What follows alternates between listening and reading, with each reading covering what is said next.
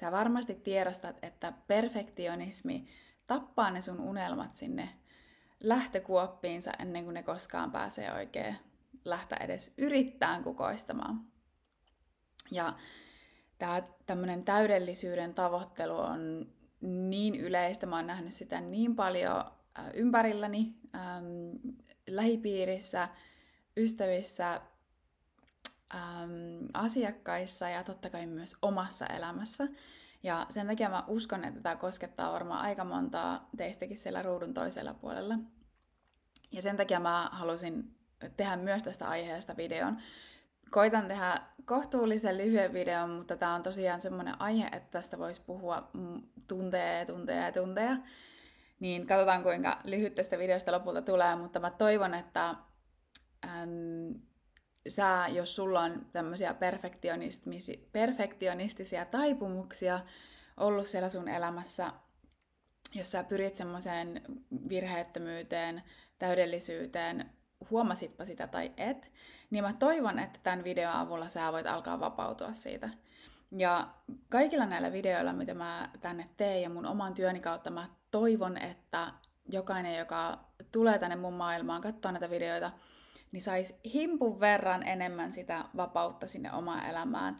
Ja nimenomaan sillä tavalla, että me alettaisiin kaikki vapautua näistä meidän sisäisistä rajoitteista, näistä meidän kaikista peloista ja epävarmuuksista ja itsemme epäilystä ja riittämättömyydestä ja kaikista tämmöisestä, joka oikeasti meitä rajoittaa.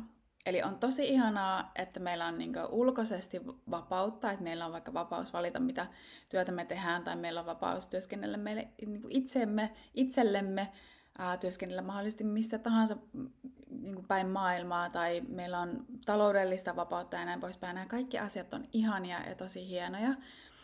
Ja samalla kuitenkin mun vahva, sanoisinko mä jopa väite, no sanotaan, että mun vahva näkemys siitä asiasta on se, että se kaikkein tärkein asia on se meidän sisäinen vapaus. Eli jos sulla ei ole sitä sisältä kumpuavaa vapautta, niin mitä järkeä on silloin olla yhtään mitään niitä ulkoisiakin näennäisiä vapauksia tai ulkoista vaurautta tai näin poispäin, jos me ei pystytä kunnolla niistä nauttimaan. Eli sen takia tämmöisistä sisäisistä rajoitteista, kuten täydellisyyden tavoittelusta, on todella tärkeää alkaa vapautua, koska ne rajoittaa ihan älyttömästi myös sitä sun elämää. Ja ironisesti mitä käy, että kun sä työstätkin niitä asioita siellä sun sisällä, eli alatkin vapautua vaikka siitä täydellisyyden tavoittelemisesta, niin se mitä tapahtuu on, että se alkaa heijastua myös sinne sun ulkoiseen maailmaan, sun tunnemaailma muuttuu, sun ajatukset muuttuu, sun toiminta muuttuu ihan täysin, jolloin myös se sun ulkoinen maailma alkaa heijastaa sitä sun sisällä tapahtunutta muutosta. Ja vaikkei siellä ulkoisesti tapahtuiskaan mitään muutoksia, niin se, että sulla on rauha ja hyvä olla sisäisesti, niin se on mun mielestä se ihan kaikkein tärkein asia. Mutta mä takaan, että se alkaa myös heijastua sinne ulkoiseen maailmaan ja sen myötä alkaa muuttua se sun koko elämä. Mutta tosiaan, jos sulla on ollut taipumusta sinne perfektionismin suuntaan, että sä yrität jotenkin aina suoriutua virheettömästi ja täydellisesti esimerkiksi töissä tai missä tahansa elämän osa-alueella, niin pysy mukana. Me jutellaan tästä aiheesta nyt vähän enemmän. Jutellaan vähän siitä, että mistä se kumpuaa ja miten siitä voi myös vapautua, koska se on se pointti tälläkin videolla, että sä saisit vähän enemmän vapautta sinne sun elämään. Ja muista, että jos nämä videot resonoi, jos haluat lisää näitä videoita, niin ota ihmeessä kanava seurantaan, niin saat sitten aina tiedon, kun seuraava video tulee. Mennään sitten tämän päivän aiheen, eli sen perfektionismin pariin. Eli mä väittäisin, että suurin osa, ellei jopa ihan jokainen meistä on jossain määrin jonkunlaisen vivahteen tätä täydellisyyden tavoittelua kokenut siellä meidän elämässä. Olipa se sitten siellä sun uralla, omassa yritystoiminnassa, ihmissuhteissa, missä tahansa, niin aika moni meistä pystyy jossain määrin samastumaan tähän. Eli se että miten se on näyttäytynyt siellä sun elämässä, niin sä et välttämättä ole ensinnäkään ollut sitä edes tietoinen. Aika moni kuitenkin jossain kohtaa elämän varrella huomaa sen, että miksi mä aina pyrin niin jotenkin toimimaan täydellisesti.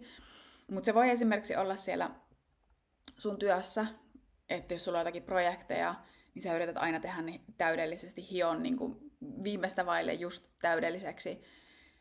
Se voi olla, että myös se, että sä et vaikka, jos sulla on vaikka palaveri töissä, niin sä et uskallakaan tuoda niitä omia näkemyksiä esille, koska mitä jos sä sanotkin ne jotenkin vääriä, mitä jos sua ei ymmärretäkään ja näin poispäin. Jos sulla on oma yritystoiminta, niin se voi olla siellä esimerkiksi just, että jos sä markkinoit sun yritystoimintaa, jos sulla on teet jotakin somemarkkinointia, jos sä järjestät webinaareja ja jotakin tämmöisiä, missä sä oot esimerkiksi videolla, niin voi olla, että sä valmistelet niihin tosi paljon ja yrität tehdä ne kaikki täydellisesti ja yrität just vaikka jonkun somepostauksen tai jonkun tämmöisen YouTube-videon hio ihan täydelliseksi. Ja mitä saattaa käydä on niin, että sitten sulla on vaikka kuinka paljon materiaalia, mitä sä et koskaan julkaise sen takia, että ne ei ollut täydellisiä. Eli siellä voi olla semmoinen hyvin huomaamatonkin semmoinen tunne, että no ei kukaan halua kuulla tätä, no en mä viittiä, ei tätä kyllä kannata postata, tai sitten se voi olla hyvin paljon semmoinen selkeämpi, että sä selvästi huomaat sen perfektionismin nostavan päätään sieltä. Ja esimerkiksi omalla kohdalla aikanaan, kun aloin tehdä just webinaareja ja erilaisia masterclasseja just näin niin kuin, internetin välityksellä, niin no varmasti sitä ennenkin kyllä, silloin kun teki vielä ihan enemmän niin kuin henkilökohtaisesti ja kasvokkain, niin siinä tämä on näyttäytynyt tosi paljon mun omassa elämässä. Eli tosi paljon on pitänyt valmistautua erilaisiin webinaareihin vaikka. Tosi paljon olisi pitänyt suunnitella kaikkea, että mitä mä sanon. Ja suoraan sanottuna, ellen mä olisi työstänyt näitä asioita aiemmin, niin tätäkään videota tällä hetkellä ei olisi tässä. Ja mä en varmasti tätä myöskään julkaisisi, koska välillä mä takeltelen mun sanoissa, välillä mä unohan, mitä mä aioin sanoa, välillä mä harhaannut johonkin ihan eri suuntaan, mitä mä olin vaikka aikonut sanoa. Ja ennen se olisi rajoittanut tosi paljon mun elämää, ja mä en olisi jakanut sitä mun sanomaa, mä en olisi jakanut sitä viisautta, mikä haluaa tulla mun läpi jostain paljon mua korkeammalta, sen takia, että se ei ollut jotenkin täydellistä. Sen takia, että mun piti yrittää jotenkin pyrkiä just semmoiseen virheettömyyteen. Sen takia, koska mä kaipasin hyväksyntää. Mä halusin hyväksyntää sieltä itteni ulkopuolelta ja se tuntui jotenkin pelottavalta. Vähän niin kuin avata sitä omaa sydäntä ja näyttäytyä maailmalle niin, että hei, mä en olekaan täydellinen. Mäkin oon kuitenkin sielu tässä ihmispuvussa ja mulla on se inhimillinen puoli ja on ihan ok, että mä en aina tee kaikkia asioita täydellisesti. On ihan ok, että mä takeltelen mun sanossa ja näin poispäin. Mutta ennen se oli iso paikka mulle ja mua jännitti tosi paljon kaikki tämmöiset, varsinkin live-webinaarit ja muut. Mutta niistä on saanut oppia tosi paljon. Mutta myös se, että voi olla, että sulla on niinku ihmissuhteissa, sä pyrit esimerkiksi täydellisyyteen. Sä yrität aina miellyttää vaikka sun kumppania tai jotakin ystäviä. Tai vaikka, että mikä on aika tyypillistä on se, että jos vieraita on tulossa, niin sitten pitää laittaa kaikki tip-top. Eli se koti pitää näyttää täydelliseltä jotenkin. Siellä ei saa olla yhtään mitään niinku vaatekasoja missään. Ja kenellä niitä ei ole. Ainakin mun kokemuksen mukaan aika monella siellä kuitenkin, että se arki, koti ei näytä aina niin kuin siltä, miltä se sitten saattaa näyttää, kun tulee vieraita. Tai se voi olla se, että sä koet, että sun pitää aina näyttää tai jotenkin olla täydellinen. Sun pitää suoriutua täydellisesti. Sun pitää tavallaan, että sä et uskalla antaa ihmisten nähdä sitä aitoa versiota sinusta, sitä versiota, jolla on niitä omia varjoja, sitä versiota, joka kompuroi siellä elämässä ja joka ei ole ehkä saavuttanut kaikkia asioita, mitä haluaa. Ja kuitenkin se, että me ihmiset kaivataan sitä aitoutta ja vilpittömyyttä ja semmoista, että hei, minäkin kompuroin, minäkin edelleen henkilökohtaisesti esimerkiksi, niin saan kuitenkin kohdata tätä täydellisyyden tavoitteluakin ja työstää sitä siellä omassa elämässä. Ja toivon myös, että mun näistä videoista esimerkiksi niin heijastuu myös se, että mä en niin kuin missään nimessä ole jotenkin täydellinen tai parempi tai että mulla olisi kaikki niin kuin hanskassa ja jotenkin, että mun elämässä ei olisi haasteita esimerkiksi. On, ihan varmasti on. Ja se kuuluu tähän ihmiselämään. Mutta just sekin, että jos sä koet sillä ei ehkä alitajuisesti sitä, että et välttämättä huomaakaan sitä, niin jos sä koet, että sun pitää aina näyttäytyä ulkomaailmalle jotenkin täydellisenä, virheettömänä, niin se on vähän niin kuin sä rakentaisit semmoisen, tai oot ehkä rakentanutkin semmoisen suojamuurin siihen sun ympärille, koska sä et uskalla antaa maailman nähdä sitä virheellistä versiota sinusta. Me kaikki, okei, pohjimmiltaan me ollaan ihan puhasta valoa, puhasta rakkautta, eli täydellisiä. Mutta tämä meidän inhimillinen puoli ei ole aina ihan täydellinen. Eli meidän inhimillisessä puolessa on kuitenkin semmoisia näennäisesti niin kuin, no mä en halua käyttää sanaa virheitä, mä sanon mieluummin vaikka että varjopuolia, semmoisia asioita, mitä me ollaan tultu tähän elämään oppimaan ja muuttamaan. Ja jos sä oot rakentanut semmoisen suojamuurin siihen sun ympärille, että ihmisten pitää aina nähdä sut jotenkin täydellisenä, olipa se sitten fyysisesti tai niin kuin ulkonäön puolesta tai sitten ylipäätään niin kuin sun suorittaminen ja saavutukset ja näin poispäin. Että sulla on jotenkin kaikki hanskassa ja sä oot nyt hiffannut, että miten kaikki tässä elämässä toimii ja sun elämässä ei ole mitään haasteita, niin se on tosi raskasta. Tiedän kokemuksesta. Se on äärimmäisen raskasta, että täytyy yrittää jotenkin ylläpitää semmoista versiota ja semmoista kuvaa, mikä me heijastetaan ja halutaan, että se meidän ulkopuolinen maailma näkee meistä, kun pohjimmiltaan sitten siellä sisällä se meidän sisäinen maailma on ihan erilainen. Ja tämä on ollut yksi vapauttavimmista asioista mulle itselle henkilökohtaisesti, että mä oon uskaltanut sanoa ihmisille, että hei, mulla ei todellakaan ole kaikki kasassa. Mulla ei todellakaan ole niinku, kaikki narut siellä omissa käsissä ja aivan varmasti on paljon haasteita, mitä nousee pintaan edelleenkin ja saan työstää niin monia asioita omassa elämässä. Ja se oli jotenkin alkuun pelottavaa, mutta vitsi se on ollut niin vapauttavaa uskaltaa sanoa, että hei, mäkin silti harjoittelen edelleen tätä elämää, vaikka toiminkin valmentajana ja auta ihmisiä vastaavia asioiden kanssa ja samanlaisten asioiden kanssa. Mutta mä silti harjoittelen ja se on ihan ok. Eli meillä on sillä suoraan vielä lähdetty edes niin kuin sinne, että mistä tämä kaikki täydellisyyden tavoittelu juontaa juurensa ja miten sitä voi vapautua. Mutta tässä alkusaarnan niin kuin jälkeen jo mä toivon, että sä uskallat antaa itselle luvan olla autenttisempi, olla aidompi, olla semmoinen rehellinen versio itsestä, kaikki ne varjoines ja valoines. Eli sulla on lahjoja ja sit sulla on asioita, mitä sä oot tullut tähän elämään ikään kuin korjaamaan ja työstämään niitä asioita, kuten vaikka tämä täydellisyyden tavoittelu. Ja se on ihan ok. Eli mun mielestä henkilökohtaisesti ei ole hirveän montaa asiaa, jos mitään, mikä saa mut tuntemaan semmoista sydänyhteyttä jonkun ihmisen kanssa, kuin se, että ihminen uskaltaa myöntää rehellisesti, että mäkin silti työstän näitä mun omia inhimillisiä osia. Ja samalla pyrin muistamaan sen mun niin kuin jumalallisen luonteen, sen kuka mä pohjimmiltani oon, se tietoisuus siellä kaiken taustalla.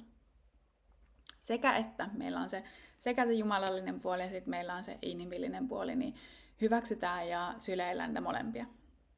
Mut mistä tämä täydellisyyden tavoittelu oikein juontaa sitten juurensa, niin ne kaikki tämmöiset rajoitteet, kaikki sellaiset ohjelmoinnit, mitä me ollaan saatu, niin ne voidaan ajatella, että ne tulee sieltä meidän lapsuudesta, eli sinne about 7 ikävuoteen saakka on se, milloin me tavallaan imetään kaikkea, mitä me nähdään siellä meidän maailmassa. Eli ne on kaikki ne tapahtumat ja kokemukset, ja mitä siellä meidän lapsuudessa on ollut, jotka on juontanut, tai josta juontaa juurensa kaikki nämä meidän tämmöiset rajoitteet, eli vaikka tämä täydellisyyden tavoittelu.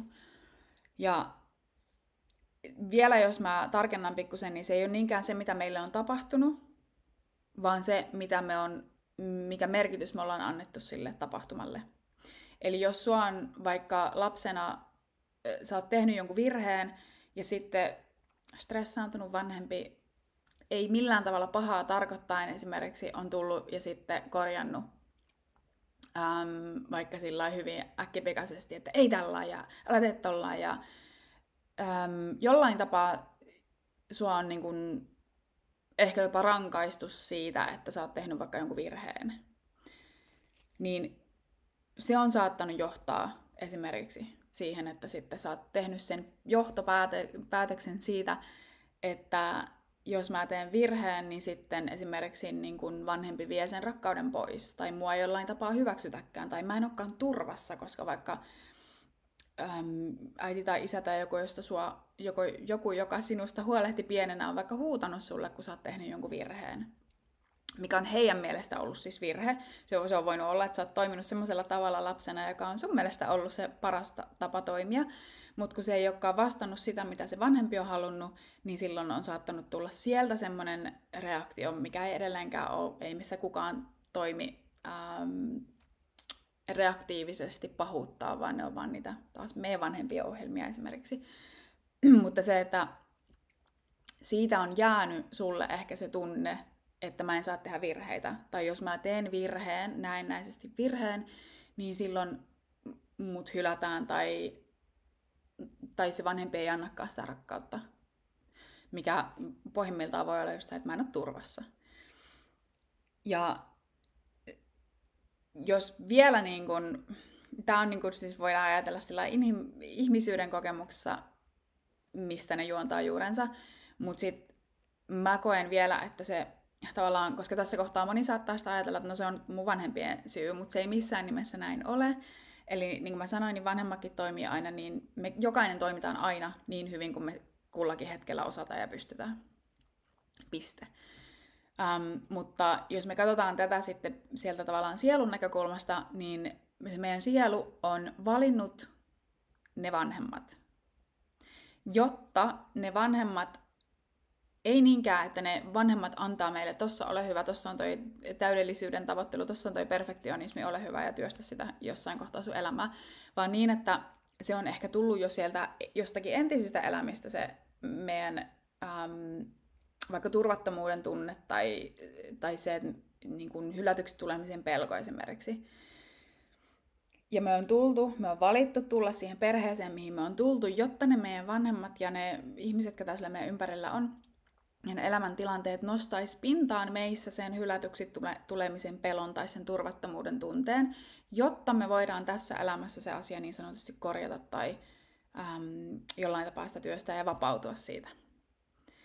Eli tämä on se, miten mä näen, että jos me katsotaan sellainen vähän korkeammasta perspektiivistä kuin pelkästään tästä ihmisyyden kokemuksesta, niin silloin se meidän sielu on valinnut, me ollaan sieluina valittu tulla just niihin perheisiin, jotka täydellisesti triggeröi meissä ne asiat, mitkä on jo meissä. Eli jos sä työstät jotakin hylätyksi tulemisen pelkoa,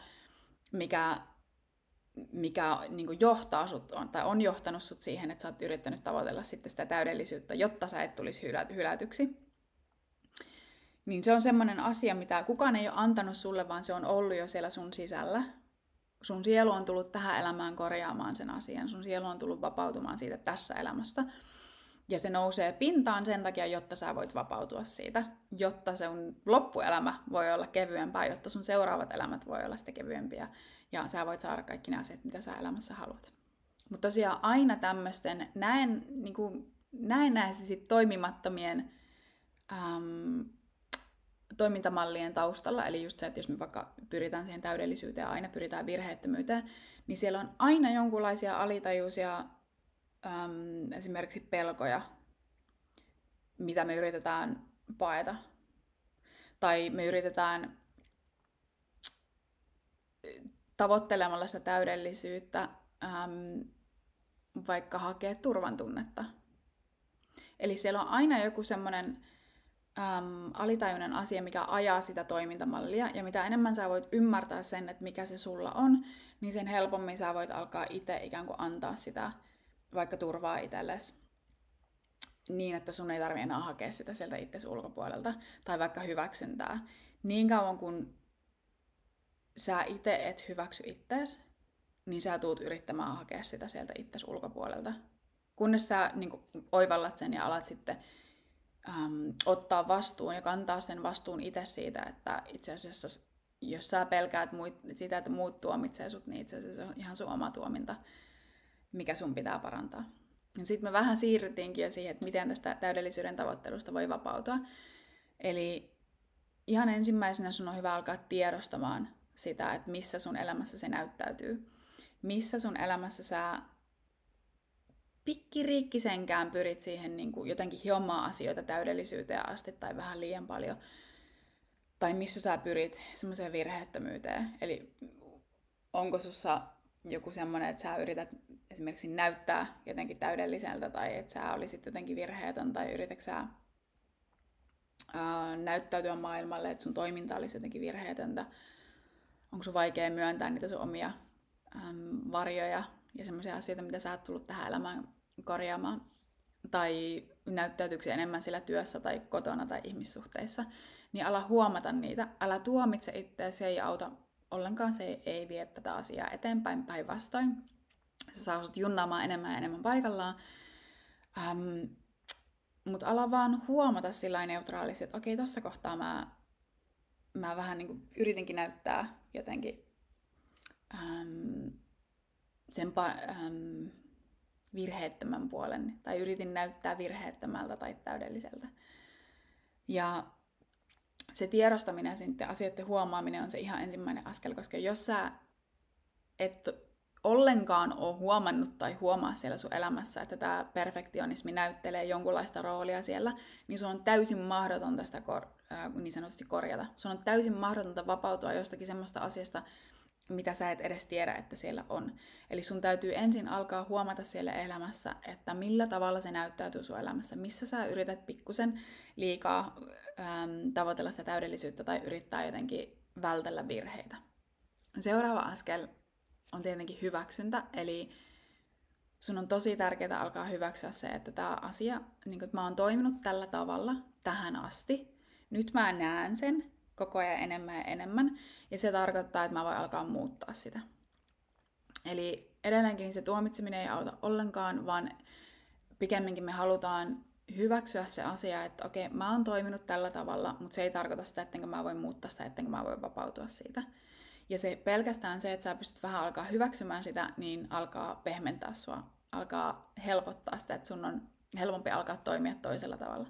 Ja sä voit aina aloittaa jostakin pienistä asioista, että jos just se vaikka kodin siistiminen on aina ollut semmoinen, että sä häthätää yrität laittaa kaikki asiat paikoilleen ennen kuin tulee vieraita, tai että se ei välttämättä tarvitse olla edes ne vieraat, vaan että sulla pitää aina olla tip-top, ei voi olla pölyä yhtään missään, koska muuten siitä tulee hirveä stressi sulle. Niin sekin on aika täydellisyyden tavoittelua. Niin joku semmoinen asia, missä sulle tuntuu sillä kohtuullisen helpolta alkaa muuttaa sitä, niin just, että jos onkin tulossa vieraita ja ennen sä laitat kaikki asiat paikalle, niin jätä jotakin semmoista, mikä normaalisti olisi siellä, lojuisi ehkä jossain lattialla, jotakin, mikä näyttää sen sun inhimillisen puolen. Sun ei tarvi olla täydellinen, sulla ei tarvi olla aina täydellisesti siivottu koti, sun ei tarvi aina näyttäytyä ja olla täydelliset meikit ja täydelliset hiukset. Sä saat olla just semmoinen kuin sä oot. Ja sun ei tarvi laittaa minkäänlaista maskia naamalle ja yrittää olla jotakin, mitä sä et oo.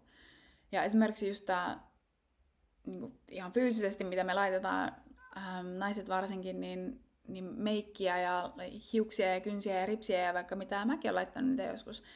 Toki on todella kiitollinen, että mulla on semmoinen äiti, joka ei ole koskaan mallannut meille hirveästi lapsille sitä, että hän ei ole esimerkiksi tällännyt ja meikannut ja näin poispäin. Et mä en ole koskaan oikeastaan oppinut hirveästi kotoa ainakaan sitä, että pitäisi vaikka meikata hirmu paljon. Olen toki jonkin verran meikannut aikanaan, mutta se, että nyt mulle on ihan ok esimerkiksi tehdä tätä videoa ilman meikkiä. Ja mun on ihan ok tehdä videoa sillain, että mulla saattaa olla, että mä en ole pessy hiuksia ihan hetkeen. Et mun hiukset ei näytä täydelliseltä. Mä en ole laittanut niitä mitenkään hienosti. Mut vaan varmaan joku noin 7 vuotta, kun mä aloin päästää irti siitä, mulla oli vieläkin tosi voimakkaasti se, että vaikka mä koskaan olen meikannut kovin paljon, niin oli kuitenkin se, että kyllähän kun mä menen töihin, tai jos mulla oli just joku Zoom-tapaaminen, tai just jos mä olisin silloin tehnyt tämmöisiä videoita, niin kyllähän mun nyt täytyy laittaa meikkiä, että mä näytän ihmiseltä. Mä näytän niin jotenkin mikä niinku tuntuu nyt aivan absurdilta, mutta silloin mä ajattelin, että kyllähän mun nyt täytyy laittaa meikkiä, jotta mä näytän jotenkin ihmismäiseltä, kun mä oon töissä. Ja se oli noin 7 vuotta sitten tosiaan, kun mä aloin niistä rippeistä päästään vielä irti. Ja hiljalleen sitten se just esimerkiksi meikin käyttäminen, se vähänenkin, niin alkoi vaan lipua pois. Mua ei yksinkertaisesti vaan kiinnostanut. Mä saatan joskus meikata, mä saatan joskus laittaa jotakin hieman tai laittaa vähän hiuksia, mutta se en hirveän usein, enkä kyllä koskaan siitä syystä, että mun pitäisi, vaan joskus se on vaan kivaa. Ja tämä ei tarkoita sitä, että jos sä tykkäät meikata ja sä tykkäät niin kun laittaa ittees, niin se ei missään nimessä ole millään lailla paha asia. Tarkista vaan se, että mikä se on se tietoisuus siellä taustalla. Eli teekö sä sitä puutteesta tai riittämättömyydestä käsin, tai siitä, että sun pitäisi jotenkin näyttää täydelliseltä, vai onko se vaan sun mielestä kivaa ja hauskaa. Ja sulle on ihan sama, että onko sulla meikkiä vai ei, mutta sä vaan tykkäät meikata. Se on täysin eri asia. Eli nyt pointti ei ollut demonisoida myöskään sitä, että jos joku tykkää meikata, mun mielestä se on hienoa. Ja se on niin kuin ihana asia myös. Mutta sitten meidän on vielä tärkeää ymmärtää just se, että mikä se syy on sulle, minkä takia sä toimit tällä tavalla. Eli miksi sä tavoittelet täydellisyyttä tai pyrit jotenkin välttämään virheitä. Eli mikä siellä sun sisällä on se, joka ajaa sitä toimintaa? Onko se just se, että sä pelkäät, että muut ei hyväksy sua ja sä tulet jotenkin hylätyksi? Vai yritätkö sä hakea turvan tunnetta siitä, että jos mulla on vähän niin kuin kaikki narut käsissä ja mä tiedän tasan tarkkaan, mitä mä sanon siinä palaverissa ja mulla on tää täydellinen webinaariesitelmä, mikäli tai jos mä vaan on niin kuin täydellinen tässä mun parisuhteessa, niin sitten mä voin tuntea turvaa. Koska jos näin on, niin se turvan tunne esimerkiksi tai mikä tahansa tunne, niin se ei koskaan voi tulla sieltä meidän itsemme ulkopuolelta. Se on aina meissä itsessä. Se on aina meissä itsessä. Eli jos sä sillä, että sä pyrit virheettömyyteen tai täydellisyyteen, niin jos sä tunnistat, että se on sun alitajuinen tapa yrittää tuntea turvaa, niin sun tehtävä, se miten sä alat vapautua siitä, on, että sä huomaat sen, sä sanot, että okei, tää täysin viaton toimintamalli ja tää niin kun, osa minusta nousi pintaan, joka pelkää vaikka hylkäämistä, joka haluaa vaan tulla tuntea turvaa. Ja sit sä voit antaa sitä itse itselle. Aina kun se nousee pintaan, niin sä voit ohjelmoida se uusiksi ja sanoa, että stop, että mun ei tarvi pyrkiä välttelemään virheitä ja olemaan täydellinen. On ihan ok tehdä virheitä. On ihan ok syleillä myös sitä meidän inhimillistä puolta. Ja sillä tavalla ala antaa itselle sitä turvan tunnetta, jolloin se kaava alkaa muuttua ja sä alat vapautua siitä tarpeesta olla jotenkin täydellinen. Ja mun mielestä se, että sä lähdet harjoittelemaan näitä asioita, sä lähdet harjoittelemaan jossain siellä sun elämässä siitä, että sä alat päästää irti siitä täydellisyyden tavoittelusta, niin se on itse asiassa tosi hieno asia sikäli, että sä tuut kompuroimaan siellä matkalla. Sä et tuu saamaan asioita, tai kaikki asiat ei tuu menemään aina täydellisesti. Myöskään se, että sä yrität päästää irti siitä täydellisyydestä. Eli sä voit asettaa se intention, että sä pyrit päästämään irti siitä perfektionismista. Ja sitten sä huomaat, että kuitenkin jossain asiassa sun elämässä, vaikka siellä jossain työasiassa, niin sä kuitenkin ajaudut siihen, että sä valmisteletkin vähän turhan paljon. Sä pyritkin siihen täydellisyyteen. Niin sit sä huomaat sen, ja se on sulle täydellistä harjoitusta siitä, että ai niin joo, ei mun tarvitse yrittää aina olla täydellinen, ei mun tarvi aina yrittää jotenkin ehkä jopa todistella sitä omaa arvoa sillä, että sä pystyt tekemään asioita, sä pystyt saavuttamaan asioita, tai että sä jotenkin käyttäydyt tai näytät täydelliseltä, tai sun koti tai sun parisuhde tai mikä ikinä on täydellinen. Meillä on se inhimillinen puoli, ja mä väitän, että tällä hetkellä me kaivataan älyttömän paljon nimenomaan toisilta sitä aitoutta ja rehellisyyttä ja sitä, että meillä kaikilla on se inhimillinen puoli, ja meidän ei todellakaan tarvitse yrittää näyttäytyä täydelliseltä. Meillä kaikilla on ne omat asiat, mitä me työstetään, minkä kanssa me kompuroidaan ja harjoitellaan. Ja se on ihana asia, koska se kuuluu elämään. Ja yksi mun ystävä vasta sanoi, että hänellä oli keikka. Hän meni esiintymään johonkin. Ja hän oli siinä ennen sitä keikkaa, kun hän aloitteli, niin hän oli ihan siinä sanonut yleensä edessä, että jotenkin, että vitsi, että kun vähän jännittää. Ja hän oli saanut tosi paljon positiivista palautetta siitä, että hän oli ollut jotenkin niin raaan rehellinen siinä. Koska tosi moni tuommoisessa tilanteessa yrittäisi jotenkin vähän kohentaa ryhtiä ja mua ei jännitä ollenkaan ja pönkittää sitä omaa egoa. Mutta tämä henkilö, joka on muutenkin hyvin semmoinen, osaa suhtautua asioihin mun nähdäkseni hyvin sillai, myös siltä inhimillisyyden kannalta ja nöyrästi, niin hän oli kuitenkin rohkeasti sanonut, että vitsi kun vähän jännittää.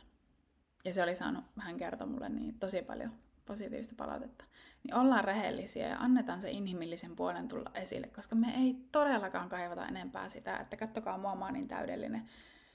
Jos joku näyttäytyy sulle täydelliseltä, niin mä voin taata sen, että siellä on kyllä niitä varjoja ja sitä sontaa ja niitä asioita, minkä kanssa hekin työskentelee ihan varmasti. Tai ainakin minkä kanssa heidän olisi ehkä hyvä työskennellä. Kukaan ei ole virheetön tässä ihmispuussa. Meillä kaikilla on ne omat haasteet, ne omat asiat, mitä me työstetään. Ihan jokaisella meistä. Niin muista, että aina kun sä oot rehellinen ja aidosti avaat sun sydäntä jostakin asiasta, vaikka sanot ystävälle, että hei, mä en jaksa enää yrittää näytellä, että mulla on kaikki narut käsissä ja kaikki koko elämä kasassa. Niin se antaa vähän niin kuin, ikään kuin luvan sille toiselle ihmiselle myös sanoa, että hei vitsi, itse asiassa mäkin käyn läpi tämmöisiä asioita, mitä me ei välttämättä, tai hän ei välttämättä olisi uskaltanut muuten sanoa. Tai jos sä oot yrittänyt tai halunnut just vaikka aloittaa omaa YouTube-kanavaa tai alkaa markkinoida sun palveluita vaikka webinaareilla tai muuta, tai palvella maailmaa, jotain tämmöistä luovaa kanavaa kautta, niin anna tää olla sun merkki siitä, että aloita nyt ja anna sen sun prosessin olla sotkusta, anna sen olla epätäydellistä, koska se kuuluu asiaan. Jos mä en olisi työstänyt näitä asioita, niin sä et katsoisi tätä videoa tällä hetkellä. Mä olisin saattanut tehdä tämän videon, mutta jättänyt sen julkaisematta. Mutta se ei ole se pointti. Meidän ei tarvitse pyrkiä täydellisyyteen. Eli ala siellä arjessa tiedostaan, että missä sä teet näin, missä sä pyrit välttelemään virheitä ja pyrit täydellisyyteen. Anna itselle hyväksyntää ja rakkautta myötätuntoa siitä, että sä oot toiminut tällä tavalla. Se ei ole millään tapaa sun vika, se ei ole myöskään sun vanhempien vika, se ei ole kenenkään vika. Mutta huomaa vaan se, että okei, mä oon toiminut näin, ja nyt kun mä näen sen, niin mä voin siitä hyväksynnästä käsin muuttaa sen. Ja sen jälkeen sä voit myös perehtyä tavallaan tai tutkailla sitä sun sisintä, että mikä sitä ajaa sitä toimintaa tai on ajanut. Onko se, että se turvan tunne tai että sä yrität hakea hyväksyntää jotenkin muilta. Ja sitten sun tehtävä on antaa itse itselle sitä, mitä sä pyrit hakemaan sillä täydellisyyden tavoittelulla. Ja tällä tavalla sä alat pikkuhiljaa askel askeleelta vapautua sitä enemmän ja enemmän. Ja sun olo tulee olemaan älyttömän paljon kevyempi. Sä pystyt ottamaan elämän kevyemmin, sä pystyt nauramaan niille omille virheille, niille ei ole mitään väliä oikeasti pitkässä juoksussa. Ja se, että minkä mä haluan vielä loppuun sanoa, on myös se, että mitä täydellisyys edes tarkoittaa.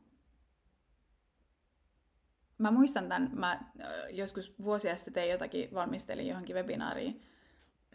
Ja silloin mä yritin just tehdä niitä kaiken maailman slideja ja juttuja, valmisteluja täydellisesti.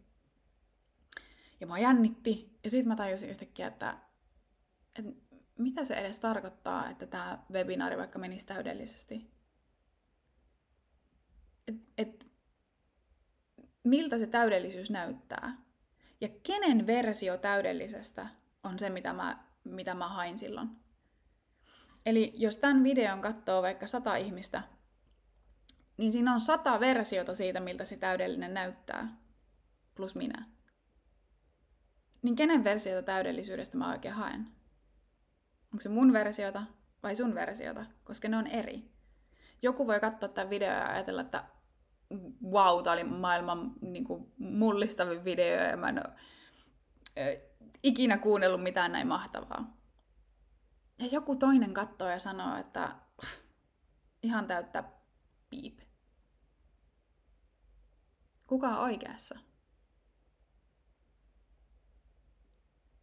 Siinäpä sulle kysymys. Eli ensi kerran, kun sä pyrit siihen täydellisyyteen, niin kysy itseltä, että kenen täydellistä mä oikein haen. Mikä se täydellinen oikein, mitä se oikein tarkoittaa edes. Koska semmoista asiaa ei ole edes olemassa. Eli annetaan niiden meidän inhimillisten piirteiden ja puolien ja varjojen ja valojen ja kaiken tulla julki. Koska se jotenkin antaa myös kaikille muille luvan olla just sitä, mitä on. Koska ei ole mitään syytä yrittää olla jotakin muuta, kuin mitä sä tässä hetkessä oot. Sussa ei ole mitään vikaa. Sä oot just täydellinen ja upea ja ihana varjoines kaikkines.